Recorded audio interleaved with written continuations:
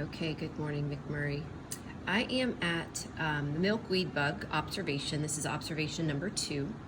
And you can see here I have um, my phone focused on this area of number 1, habitat number 1. You can see that I still have 3 live adults that are moving around. When I zoom in, you can see a combination of things. You can see in the right corner, you can see up here, right there, you can see there is some exoskeletons that have molted.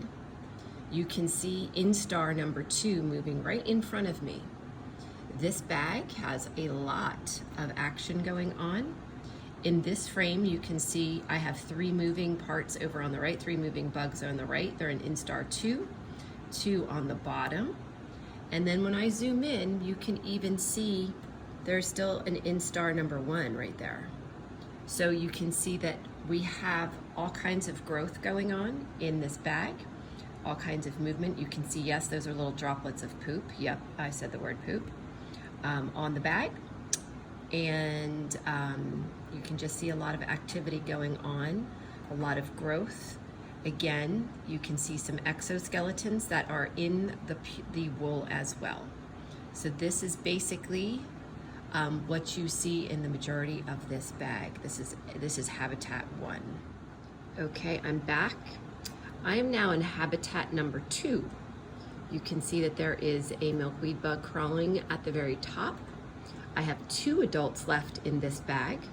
Those are the sunflower seeds, and right in the sunflower seed area, you can see a lot of life movement, a lot of milkweed bugs moving. We're in instar 2.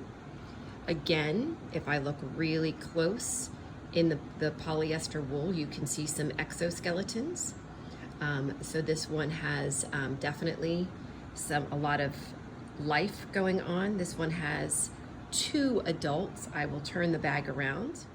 Here we have, this is still the backside of number 2. This is where you can see the second adult that's left, and you can see the movement of the milkweed bugs in both instar 1 and instar 2. That is the water source that it is coming down to get some water. There is a few deceased bugs at the bottom.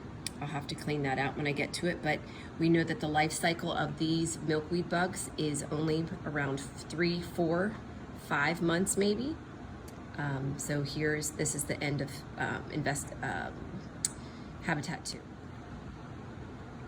Okay, we are now at habitat 3. That is the lone adult bug. There is no longer any adults that are alive in this bag.